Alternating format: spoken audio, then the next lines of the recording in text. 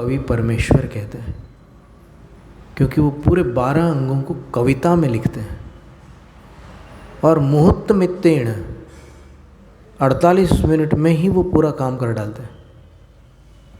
तो 48 मिनट में 12 अंगों को लिखना, उसकी रचना करना किसी के बस की बात नहीं। अपन 48 मिनट में कितने पाठ कर सकते हैं अपन आज के युग में? भक्तावर, सहस्रनाम, तत्वार्थ सूत्र, हो गया खेल। इसके बाद 48 मिनट में इतना तो पूरा समय निकल जाता है। और अगर वेग से पढ़ो, जैसे अभी हमने प्रयास किया तो सहस्रनाम 20 मिनट में होता था, तत्वार्थ सूत्र और कम समय 15 मिनट में भी हो सकता था। भक्ता और स्वयंभू स्तोत्र हमने कोशिश की तो और कम समय में हमने एक बार हमने पढ़ा था, तो ऐसे टाइम देखा। वैसे हम प्राय देखते नहीं है समय, क्योंकि जब भगवान की आराधना करते हैं तब काल की आराधना क्यों की जाए। तो एकदम अति तीव्र गति से अगर पढ़ें तो 7 मिनट में स्वयंभू स्तोत्र हो सकता है। ये 2006 में हमने ऐसा किया था एक बार। तो कितने कर लेंगे पाठ अपन लाख प्रयास कर लें, लेकिन वो श्लोक गिनती के होंगे, कुल मिलाकर वो सीमित होंगे। और द्वादशांग का जो परिमाण है शास्त्रों में जो बताया गया है वो कितना है? 112 करोड़ पदों से भी अधिक है, और एक पद में 16 अरब 34 करोड़ अक्षर से भी अधिक अक्षर है। तो यहाँ तो अपन जो पाठ कर रहे हैं उसमें 1 लाख अक्षर भी मुश्किल से हो पाएंगे, नहीं हो पाएंगे। 48 मिनट में जो अपन पाठ कर रहे हैं उसमें 1 लाख अक्षर नहीं हो पाएंगे। बहुत बड़ी बात हो जाएगी 1 लाख अक्षर होना, नहीं हो सकते। तो वो तीर्थंकर के प्रथम शिष्य की इतनी क्षमता है, तो तीर्थंकर की कितनी क्षमता होगी, है ना, सोचने की बात। तो यहाँ आदिनाथ भगवान की बात चल रही है कि आपकी गहराई तीनों जगत में व्याप्त है। समुद्र की गहराई समुद्र तक है, सुमेरु की ऊंचाई सुमेरु तक है, लेकिन आपकी ऊंचाई तीनों जगत से संबंध रखती है। आकाश का फैलाव, धरती का फैलाव वहीं है जहाँ वे हैं, लेकिन आप तीनों जगत में फैले हुए हैं। ज्ञान गुण की अपेक्षा, दर्शन गुण की अपेक्षा, चेतना की अपेक्षा, व्यवहार नय से, निश्चय से तो जो द्रव्य जहाँ है जितना है बस उतना ही रहता है, लेकिन व्यवहार से अगर देखें तो भगवान जिनेंद्र संपूर्ण जगत को जानते हैं। निश्चय से भगवान संपूर्ण जगत को नहीं जानते, ऐसा नियम सार में लिखा है। तो वो कैसे घटित होगा कि भगवान नहीं जानते, तो फिर सर्वज्ञ कैसे हो सकते हैं? तो नियम सार ग्रंथ में लिखा है कि है ही नहीं सर्वज्ञ। निश्चय से भगवान सर्वज्ञ नहीं है, नियम सार ग्रंथ में लिखा हुआ है। शुद्धोपयोग आदिकार की पहली गाथा में लिखा है।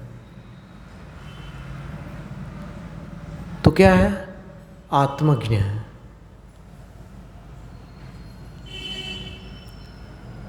अब उनकी आत्मा आवरण रहित है, ज्ञानावरण दर्शनावरण से रहित है, तो उनकी आत्मा में जो ज्ञान और दर्शन है उनमें सब कुछ प्रकाशमान है, सब कुछ प्रतिभासित हो रहा है।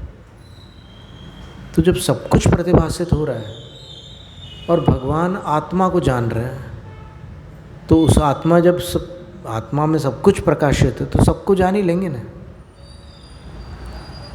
पर निश्चय ने सबकी चर्चा ही नहीं करता, वो आत्मा की ही चर्चा करता है। इसलिए निश्चय से केवली भगवान आत्मज्ञ है, व्यवहार से सर्वज्ञ है। जानदि पश्यदि सव्वम व्यवहारणेन केवली भयवम केवलनानि जानदि पश्यदि नियमेन अपाणम। केवली भगवान व्यवहार नय से सबको जानते देखते हैं। सर्वज्ञ और सर्वदर्शी व्यवहार नय से। फिर निश्चय से क्या है? नियमेण अपाणम जानति पश्यति। निश्चय से वो अपने को जानते देखते हैं, पर को नहीं।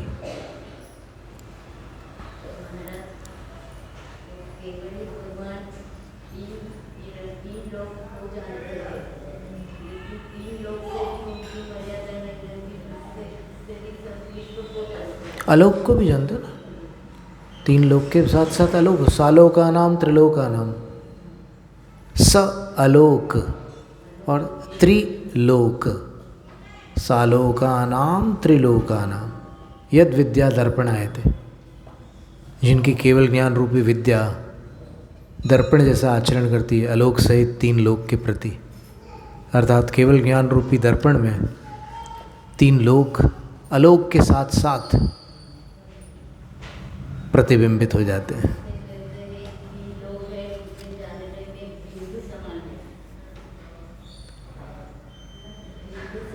ऐसा भी परमात्म प्रकाश के मंगलाचरण में आया है कि जैसे दिन ढलने के बाद आकाश में एक नक्षत्र टिमटिमाता हुआ दिखाई देता है, वैसे ही केवल ज्ञान रूपी आकाश में ये तीनों लोक उस नक्षत्र की भांति टिमटिमाते हैं। यानी इतना विशाल है केवल ज्ञान का आकाश कि ऐसे अनंत लोक भी और हों तो भी केवल ज्ञान में कम पड़ जाएंगे। एक लोक ही अपने आप में अपने लिए कितना विशाल है, लेकिन उनके लिए बिल्कुल उल्टी स्थिति है। वो एक लोक नगण्य के समान है उनके लिए। अपने लिए क्या है कि लोक के सामने अपन नगण्य के समान है। अपन बहुत बारीक हैं संपूर्ण लोक के सामने, लेकिन उनके ज्ञान में लोक बारीक है, ऐसा है।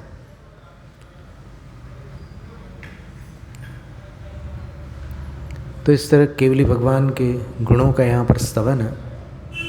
केवल ज्ञान के विषय में तो प्रवचनसार ग्रंथ में एक प्रकरण है जहाँ ज्ञानाधिकार में उन्होंने उसका वर्णन किया है। केवल ज्ञान अतीन्द्रिय ज्ञान है, केवल ज्ञान अमूर्त ज्ञान है, केवल ज्ञान क्षयिक ज्ञान है, केवल ज्ञान सर्वगत ज्ञान है, केवल ज्ञान दिव्य ज्ञान है। ऐसी बहुत सारी गाथाएं हैं और पढ़ने में बड़ा अच्छा लगता है कि अपने जो आराध्य अरहंत देव हैं, अपन जिनको परमात्मा स्वीकार करते हैं, उनके पास ऐसा ज्ञान है, इस ज्ञान का वर्णन संभव है न तो किसी ने सुना हो न किसी ने पढ़ा हो।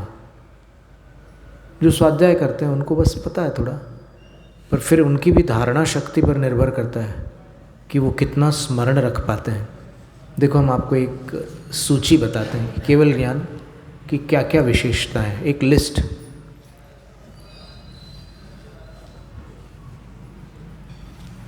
कुछ वर्षों पहले हमने बनाई थी।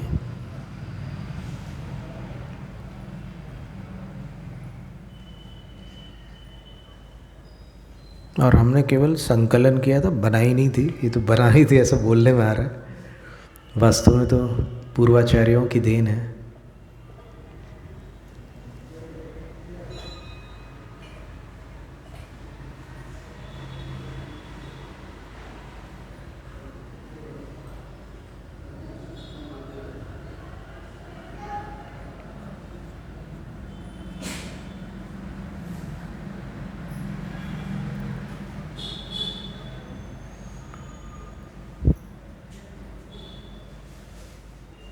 गहराई, ऊंचाई और विस्तार, इन 3 बातों को लेकर के इस काव्य में भगवान की स्तुति है। अब देखिए आप केवल ज्ञान का वर्णन।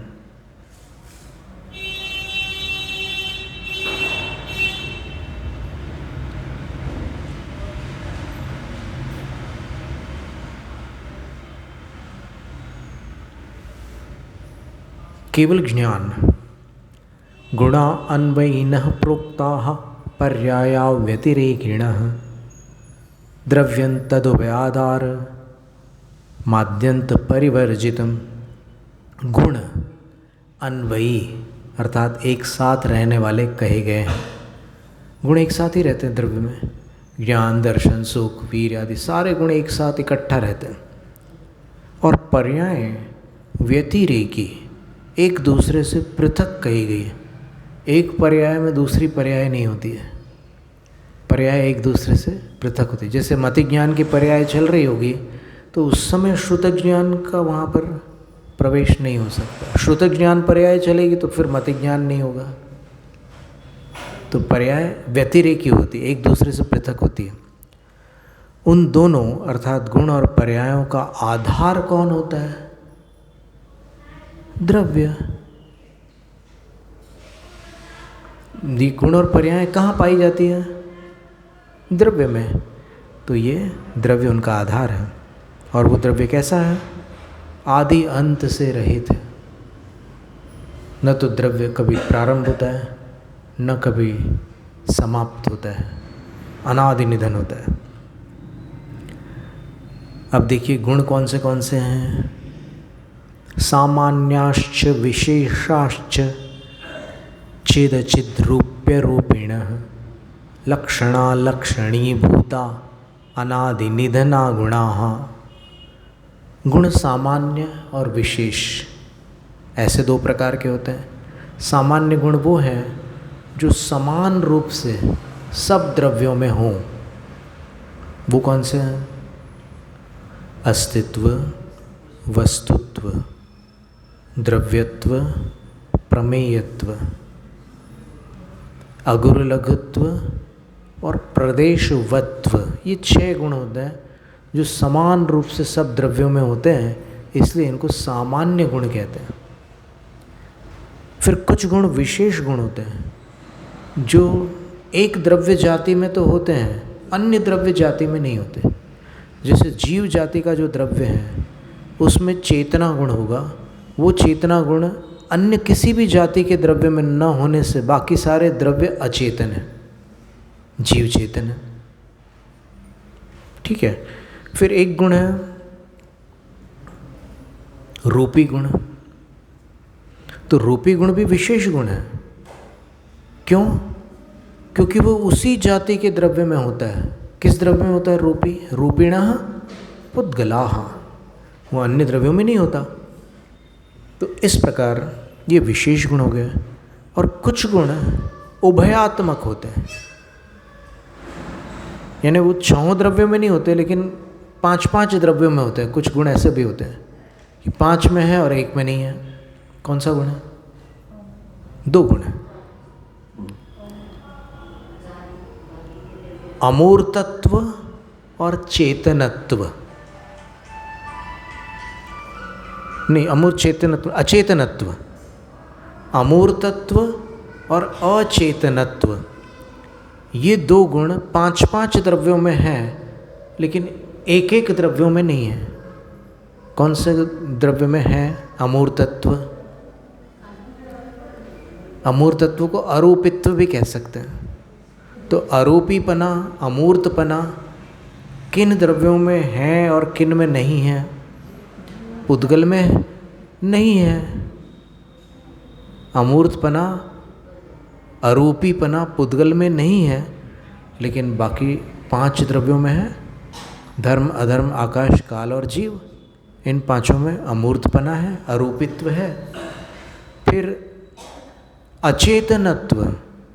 अचेतनत्व गुण भी 5 द्रव्यों में है, 1 में नहीं है। जो चेतन है उसमें अचेतनत्व नहीं होगा लेकिन बाकी सब द्रव्यों में अचेतनत्व हो सकता है जो अचेतन है। कौन से बाकी द्रव्य?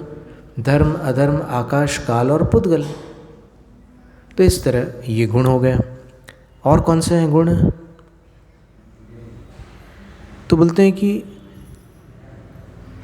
चेतन और अचेतन गुण, ये सामान्य विशेष गुण हो गया। फिर चेतन अचेतन गुण हो गया, रूपी अरूपी गुण हो गया। फिर लक्षणभूत गुण और अलक्षणभूत गुण। कुछ ऐसे गुण होते हैं जो उस द्रव्य के लक्षण भूत होते हैं। जैसे जीव में चेतना गुण जो है उसका लक्षण है, लेकिन जीव में जो सुख गुण है वो उसका लक्षण नहीं है। अथवा और जो गुण हैं जीव के, बहुत सारे गुण हैं, तो वो सारे के सारे गुण लक्षण रूप नहीं होते। जो लक्षण रूप होते हैं वो लक्षणीभूत गुण होते हैं, और गुण भी अनादि निधन होते हैं। अब पर्यायों की कहानी सुनिए। पर्यायाः काल सापेक्षाः शुद्धा शुद्धा शुभा शुभाः स्वभावा वा विभावा वा नियता नियता अपि अर्थव्यंजन पर्यायाः सदसतः स्थिरा स्थिराः द्रव्यजा गुणजा वापि सापेक्ष निरपेक्षकाः स्वजातीय विजातीयाः सूक्ष्मस्थूला युता युताः भावा भावयुता एव मभाव भाव संयुताः अनादिशान्तकाः सादि शान्तकाः साध्यनन्तकाः अनाद्यनन्तकाश्चेति प्रोक्ता बहुविकल्पकाः। बहुत प्रकार की पर्याय होती है, बहुत सारे भेद हैं पर्यायों के। कौन से हैं पर्याय? एक तो पहली बात यह है कि वो काल सापेक्ष होती है।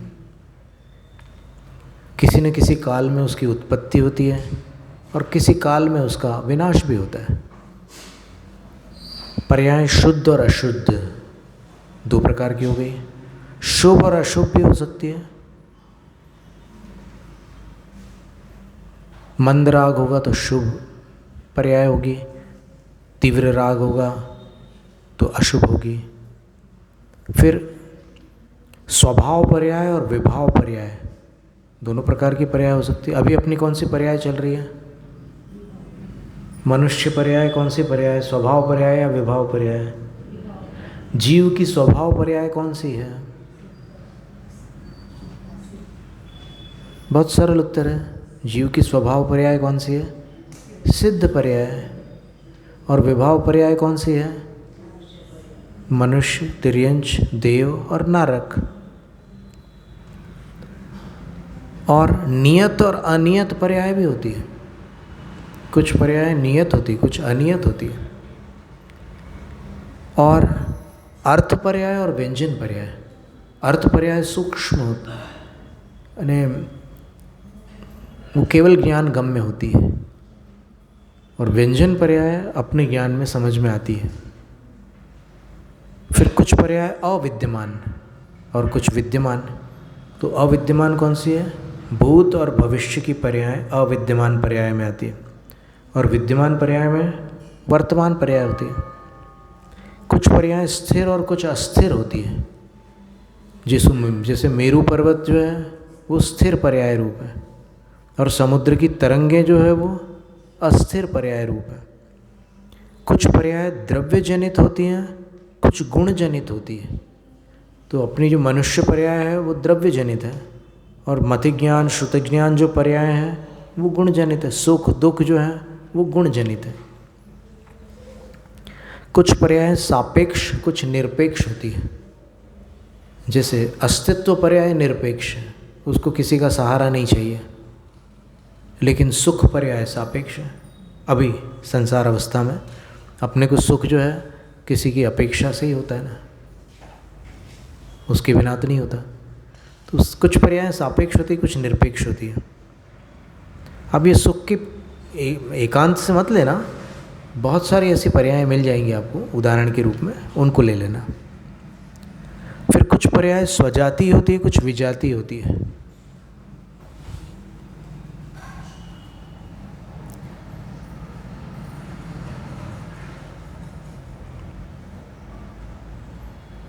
विजातीय पर्याय कौन सी है? जो भिन्न जातीय द्रव्यों के मिश्रण से बनती है।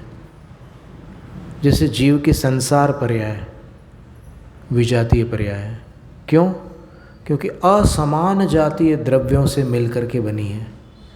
असमान जातीय कौन से द्रव्य हैं? एक चेतन जाति का द्रव्य और दूसरा अचेतन जाति का द्रव्य है। एक अरूपी द्रव्य है और दूसरा रूपी द्रव्य है। तो फिर ये विजातीय पर्याय हो गई। और स्वजातीय पर्याय कौन सी है? जैसे पुद्गल से पुद्गल मिलकर के स्कंद बन गया, तो वो स्वजाति होगी पर्याय।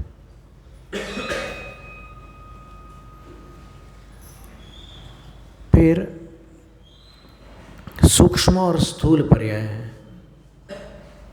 फिर संयोगी और असंयोगी पर्याय है। कुछ पर्याय मिलकर के बनती है। स्कंद पर्याय जो है वो संयोगी पर्याय है, और परमाणु जो है उसकी जो पर्याय उसमें रहती है वो असंयोगी पर्याय है। सिद्ध पर्याय असंयोगी पर्याय है, संसार पर्याय संयोगी पर्याय है।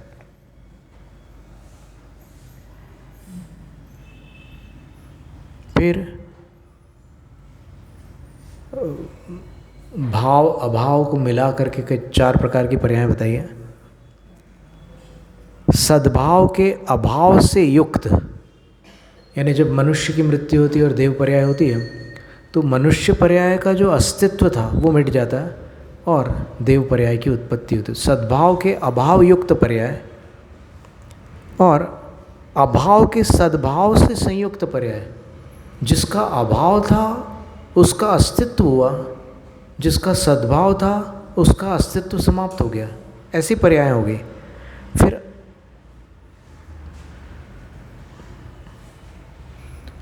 अनादि शांत पर्याय होती है। मतलब कोई जीव भव्य जीव है, वो मोक्ष चला जाए तो उसकी संसार पर्याय क्या कहलाएगी? अनादि है ना, संसार पर्याय तो है, तो अनादि रहेगी वो, लेकिन शांत हो गई। शांत का अर्थ अंत सहित हो गई। तो फिर वो संसार भव्य जीव की संसार पर्याय अनादि शांत पर्याय है। ये द्रव्य पर्याय हो गई। इसी तरह गुण पर्याय की अपेक्षा से विचार करो तो भव्य जीव का मिथ्यात्व अनादि शांत हो गया। फिर सादि शांत, सादि शांत पर्याय कौन सी है? जिसकी आदि भी हो और जिसका अंत भी हो। जैसे अपनी मनुष्य पर्याय, अपन उत्पन्न भी हुए हैं और अपना अंत भी हो जाएगा, सादि शांत पर्याय है। और सादि अनंत पर्याय, जिसका प्रारंभ तो है लेकिन अंत नहीं है, ऐसी कौन सी पर्याय है? नहीं, मिथ्यात्व पर्याय तो प्रारंभ नहीं होती, वो तो अनादि होती है। अभी बात चल रही है सादि, प्रारंभ सहित लेकिन अंत रहित, ऐसी कौन सी पर्याय है? क्षायिक सम्यक दर्शन। क्षायिक सम्यक दर्शन प्रारंभ तो हो सकता है लेकिन मिट नहीं सकता। और कौन सी पर्याय? ये तो गुण पर्याय हो गई। सम्यक दर्शन तो द्रव्य पर्याय है कोई जो प्रारंभ होती है और मिटती ना हो? सिद्ध पर्याय है। कितनी खास पर्याय है, जिसके पीछे अपन पागल हैं अभी वो सिद्ध पर्याय है, सादि अनंत पर्याय है। और इसके बाद अनादि अनंत पर्याय। कौन सी अनादि अनंत पर्याय? अभव्य जीव की संसार पर्याय, अनादि अनंत। अनादि से वो संसारी है, अनंत काल तक संसारी रहेगा। और गुण पर्याय की अपेक्षा से अभव्य का मिथ्यात्व अनादि अनंत है। इस प्रकार पर्याय अनेक प्रकार की कही गई है। अब गुण और पर्याय की चर्चा हुई है, द्रव्य की बात और सुन लो। द्रव्याणि रूप्य रूपिणी चेतना चेतनान्यपि क्रियावन्त्य क्रियावन्ति व्याप्य व्यापीनि वस्तुतः एकानेक प्रदेशानि द्रव्योत्पादव्ययानि च सल्लक्षणानि सर्वाणि ह्यनेकान्तमयानि च। द्रव्य रूपी भी होते हैं, अरूपी भी होते हैं। द्रव्य चेतन भी होते हैं, अचेतन भी होते हैं। द्रव्य क्रियावान भी होते हैं और निष्क्रिय भी होते हैं। निष्क्रियाणि च, 4 द्रव्यों को निष्क्रिय कहा। कौन से 4 द्रव्य? निष्क्रिय का अर्थ होता है हलन चलन से रहित। कौन से 4 द्रव्य जो हिलते डुलते नहीं हैं? धर्म, अधर्म, आकाश और काल। ये हिलते डुलते नहीं हैं। बाकी जीव और पुद्गल इधर उधर उछल कूद मचाते रहते हैं। तो वो क्रियावान द्रव्य हो गया। फिर व्यापी और अव्यापी। व्यापी द्रव्य कौन सा है? आकाश द्रव्य सर्वव्यापी है। धर्म और अधर्म द्रव्य लोकव्यापी है। तो ये 3 द्रव्य व्यापी हैं। बाकी द्रव्य जो हैं समुद्घात के समय, केवली समुद्घात में लोकपूर्ण के समय जीव लोकव्यापी हो जाता है, बाकी समय अव्यापी है। फिर एक प्रदेशी और अनेक प्रदेशी। एक प्रदेशी द्रव्य कौन सा है? 2 द्रव्य हैं जो एक प्रदेशी है। एक पुद्गल परमाणु जिसके एक ही प्रदेश है, और एक कालाणु। बाकी सारे द्रव्य अनेक प्रदेशी हैं। फिर ये विषय भारी तो नहीं लग रहा है आपको? काफ़ी सरल करके बता रहा है, और जो स्वाध्याय में रुचि रखने वाले हैं उनके लिए मज़ेदार है। फिर सारे द्रव्य उत्पाद व द्रव्य से युक्त होते हैं नियम से। और कैसे हैं? सल्लक्षणानि, सद्द्रव्य लक्षणम। सत ये सभी द्रव्यों का लक्षण है, एक द्रव्य का लक्षण नहीं है, सब द्रव्यों का लक्षण। और कैसे होते हैं सारे द्रव्य? अनेकांतमय होते हैं। सभी द्रव्य अनेकांतात्मक है, अनेकांत स्वरूपी है। क्यों? क्योंकि सब द्रव्यों में अनंत धर्म है, और परस्पर विरोधी अनंत धर्म के जोड़ों को जब वो एक द्रव्य में एक साथ होते हैं तब उनके समूह को अनेकांत कहते हैं। अनेक का अर्थ होता है यहाँ पर एक से अधिक को भी अनेक कहते हैं, और अनेक का अर्थ क्या है? एक दूसरे से बिल्कुल भिन्न, एक प्रकार से विरुद्ध, उसको भी अनेक कहते हैं। हम लोग एक मत नहीं है बिल्कुल। इसका मतलब क्या हुआ कि हमारा मत और उनका मत, हम लोग भिन्न मत वाले हैं। ये तो ऐसे कौन से धर्म हैं सब द्रव्यों में जो परस्पर विरुद्ध हो? अस्तित्व नास्तित्व, ये धर्म है। एकत्व अनेकत्व, तत्व अतत्व, नित्यत्व अनित्यत्व, ये सब द्रव्यों में होते हैं। सभी द्रव्य नित्य और अनित्य दोनों हैं, लेकिन ये धर्म परस्पर में विरुद्ध है। तो द्रव्यार्थिक नय से नित्य है, पर्यायार्थिक नय से अनित्य है। ऐसे ये द्रव्य हैं। अब वर्णन किसका चल रहा था अभी अपना? केवल ज्ञान का। तो केवल ज्ञान का वर्णन प्रारंभ करने से पहले गुण, पर्याय और द्रव्यों का वर्णन आवश्यक था, तो इसलिए वो वर्णन पहले किया। अब केवल ज्ञान की बात आती है। केवल ज्ञान तो नैव परोक्षमस्ति किंचन ततः केवलिनः प्रोक्ता आगमे परमर्षयः। ये जो ऊपर बताए हुए द्रव्य, गुण और पर्याय हैं, इनमें से केवल ज्ञान के लिए कुछ भी परोक्ष नहीं है।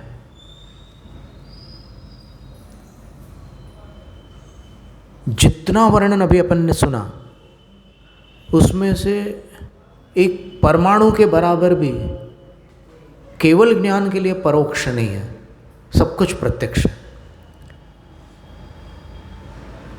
इसलिए जो केवल ज्ञान से संपन्न है उनको आगम में परमर्षि कहा है।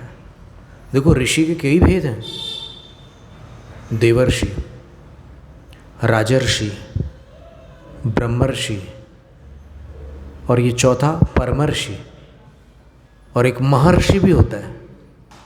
तो ऐसे 5 भेद हो गए ऋषियों के। तो ये केवली भगवान परमर्षि है। परम का अर्थ है उत्कृष्ट, सबसे उत्कृष्ट ऋषि केवली भगवान है। उनसे बड़े कोई ऋषि नहीं हो सकते। अब केवली भगवान परमर्षि है तो केवल ज्ञान किमात्मक है उसका वर्णन है। तज्ज्ञानम केवल ज्ञानम यत्र सर्वमणुपमम गतानागत कालम यद जानीते वर्तमानवत्। केवल ज्ञान वो ज्ञान है जिसमें सारा विश्व एक अणु के बराबर है, यानी नगण्य है, इतना विशाल ज्ञान है। और कैसा है? यह जो गता नागत कालम वर्तमान वत जानीते, जो अतीत और अनागत काल को वर्तमान के समान जानता है। जैसे अपने सामने जो है उसको अपन जानते हैं, केवली भगवान जो आगे पीछे है उन सबको भी जानते हैं वर्तमान के समान। ज्ञेय पारगतम पूर्णम लोकालोक प्रकाशकम अपारमतुलम ज्येष्ठम समम सर्वार्थ भासकम। जो जानने योग्य वस्तु के पार को अर्थात अंतिम सीमा को प्राप्त हो चुका है वो केवल ज्ञान है।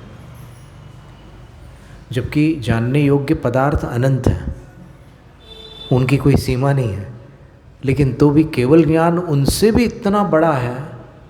अनंत के अनंत भेद होते हैं, असंख्यात के असंख्यात भेद होते हैं, और संख्यात के संख्यात भेद होते हैं। तो केवली भगवान का जो केवल ज्ञान है वो संपूर्ण विश्व जो कि अनंतात्मक है उससे भी अनंत गुना है केवल ज्ञान। इसलिए वो ज्ञेय के पार को प्राप्त है। और पूर्णम, केवल ज्ञान पूर्ण ज्ञान है, सारे ज्ञान अपूर्ण है, केवल ज्ञान पूर्ण ज्ञान है। और कैसा है? लोकालोक प्रकाशकम, लोक और अलोक को प्रकाशित करने वाला है। और कैसा है? अपारम, उसने तो सबके पार को पा लिया लेकिन उसके पार को कोई नहीं पा सका। केवल ज्ञान अपार है। और अतुलम, इसकी कोई तुलना नहीं है। केवल ज्ञान की तुलना संभव ही नहीं है। और कैसा है केवल ज्ञान? ज्येष्ठम, सबसे बड़ा है, उससे बड़ा कुछ नहीं है। जैसे आकाश से बड़ा क्षेत्र की अपेक्षा से कुछ नहीं हो सकता, अणु से बड़ा, अणु से छोटा क्षेत्र की अपेक्षा से कुछ नहीं हो सकता, उसी प्रकार ज्ञान में केवल ज्ञान से बड़ा और कोई ज्ञान नहीं होता। समम सर्वार्थ भासकम, और वो सब पदार्थों को समम एक साथ जानता है, क्रम से नहीं जानता। केवल ज्ञान में द्रव्य गुण पर्याय अक्रम से आती हैं, क्रम से नहीं आती।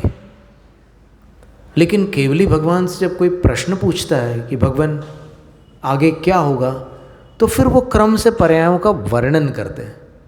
उनके ज्ञान में वो द्रव्य गुण पर्याय क्रम से नहीं है, ज्ञान में तो योगपत है, लेकिन वचनों में वो वर्णन करते समय क्रम से वर्णन करते हैं। 12 वर्ष बाद द्वारिका जलेगी, नेमिनाथ भगवान ने कहा था ना।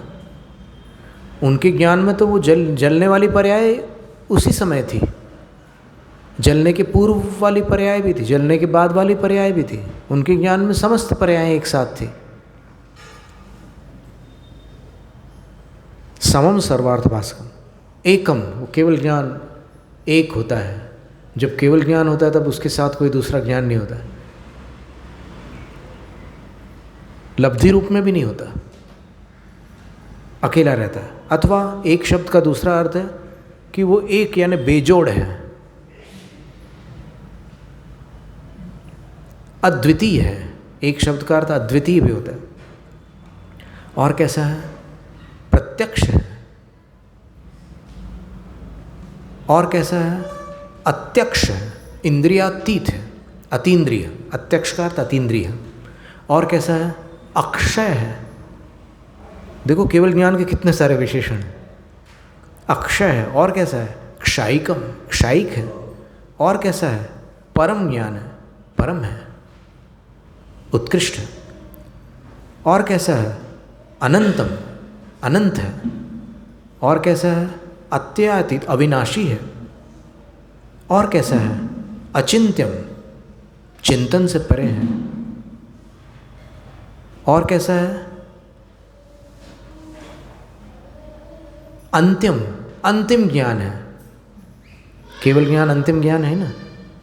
और कैसा है? अंचित ज्ञान है, अर्थात पूजित ज्ञान है। और कैसा है? अपरिमित महात्म्यम, जिसकी महिमा अपरिमित है, अपार है। और कैसा है केवल ज्ञान? अनावृतम। ये जब बच्चों को कहानी सुनाते हैं तो वो फिर बोलते हैं कि फिर क्या हुआ, फिर क्या हुआ, फिर क्या। वैसे यहाँ पर केवल ज्ञान और कैसा है, और कैसा है, और कैसा है, उसका वर्णन चल रहा है। अनावृतम, आवरण से रहित है। और कैसा है? अनुत्तरम, अनुत्तर है, उसके बाद कुछ नहीं होता। केवल ज्ञान लास्ट है, अनुत्तर है। और कैसा है? गत ज्ञप्ति परावर्तक, क्रम मक्रम मच्युतम। ज्ञप्ति परिवर्तन से वो, ज्ञप्ति परिवर्तन का जो क्रम होता है, अपने ज्ञान में क्या होता है? ज्ञान में परिवर्तन चालू रहता है। अभी अपन इसको जान रहे हैं, उसके बाद उसको जान रहे हैं, उसके बाद उसको जान रहे हैं। अभी देखो जैसे हम बोल रहे हैं ना, तो बोलते बोलते भी जो आप सुन रहे हैं उसमें अलग अलग शब्दों को अभी आप समझ रहे हैं, सुनते सुनते। तो ये ज्ञप्ति परिवर्तन का जो क्रम है उससे रहित है। और केवल ज्ञान अक्रम ज्ञान है, क्रम से न जानने वाला ज्ञान है, एक साथ जानने वाला ज्ञान है। और कैसा है? अच्युतम, न छूटने वाला ज्ञान है।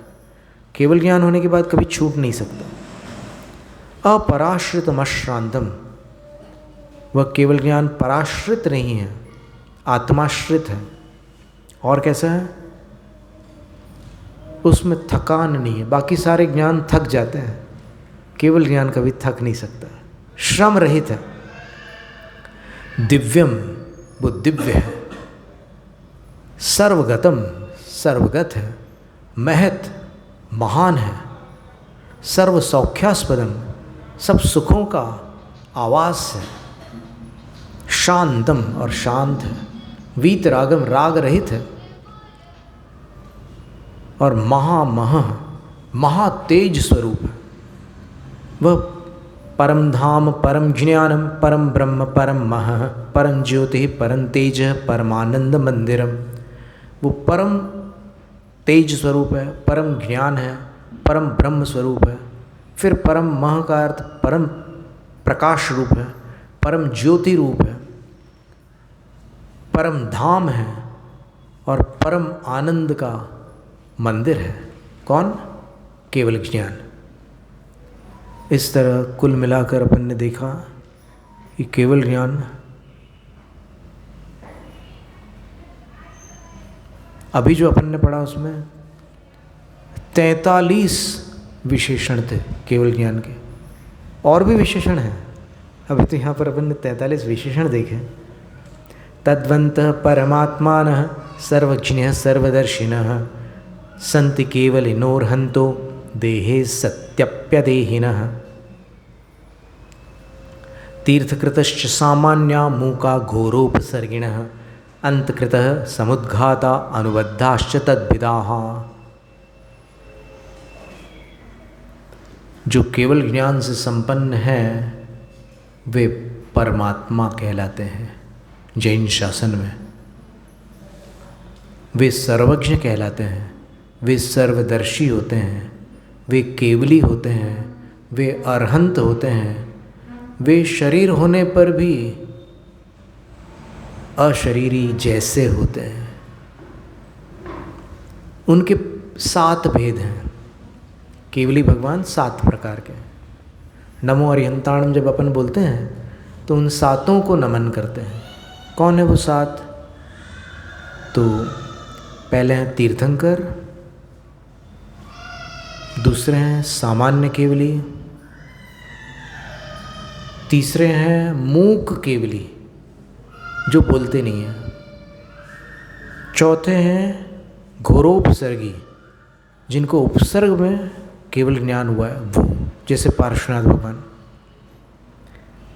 फिर पांचवें हैं अंतकृत, केवल ज्ञान के बाद तुरंत जो मोक्ष चले जाते हैं वो, जैसे ही केवल ज्ञान उत्पन्न होता है बस अंतर्मुहूर्त में वो निर्वाण को भी प्राप्त कर लेते हैं, वो अंतकृत। फिर एक समुद्घात केवली होते हैं। समुद्घात का मतलब है कि मोक्ष जाने के पहले वो अपनी आत्मा को फैलाकर संपूर्ण लोक में व्याप्त कर लेते हैं, फिर समेट लेते हैं। तो उससे क्या फ़ायदा होता है? उससे उनकी जो अघातिया कर्म है 4, जितनी एक अंतर्मूर्त आयु बची है उनकी, तो बाकी जो अघातिया कर्म है उनकी अवधि अधिक है अंतर्मूर्त से, तो फैलाकर समेटने से वो अवधि आयु के बराबर हो जाती है। और भगवती आराधना की टीका में उदाहरण दिया है कि कपड़ा है, आप धो लेते हैं उसको और धोने के बाद निचोड़ भी लेते हैं, और निचोड़ने के बाद अगर आप उसको ऐसे ही रख दो तो वो गीला रहता है, लेकिन उसको फटकार कर ऐसे फैला दो, सुखा दो तो फिर सूख जाता है। इसी प्रकार जो कर्म आयु से अधिक होते हैं केवल ज्ञान के बाद, उनको आयु के बराबर करना होता है, तब मोक्ष के समय चारों कर्मों से छुटकारा मिलेगा। अगर वो कर्म अधिक अवधि के होंगे और आयु कम अवधि की होगी तो क्या होगा? आयु पूरी हो जाएगी और वो 3 कर्म लगे रहेंगे, आत्मा में बचे रहेंगे, लेकिन ऐसा संभव नहीं है। 4 अघातिया कर्मों का वो नाश करके फिर मोक्ष चले जाते हैं। तो ये समुद्घात केवली होते हैं। और अंतिम है अनुबद्ध केवली। अनुबद्ध का मतलब क्या होता है? जो जैसे एक केवली भगवान मोक्ष गए, उसी समय दूसरे केवली भगवान को, दूसरे मुनि महाराज को केवल ज्ञान हो गया। जैसे ही इनकी मुक्ति हुई, इनको केवली पद प्राप्त हो गया। तो अनुबद्ध ऐसे लगे हुए, मतलब उससे बंधे हुए हैं। यहाँ उनकी मुक्ति, यहाँ इनको केवल ज्ञान। फिर ये केवल ज्ञान को प्राप्त करने के बाद मोक्ष जाएंगे तो तुरंत एक और केवल ज्ञान को प्राप्त हो जाएंगे। उदाहरण, महावीर भगवान मोक्ष गए, गौतम स्वामी केवल ज्ञानी हुए। गौतम स्वामी मोक्ष गए, सुधर्म स्वामी केवल ज्ञानी हो गए। सुधर्म स्वामी मोक्ष गए, जम्बू स्वामी केवल ज्ञानी हो गए। तो ये अनुबद्ध केवली होते हैं। इस तरह 7 प्रकार के केवली होते हैं। नमो अरिहंताणम।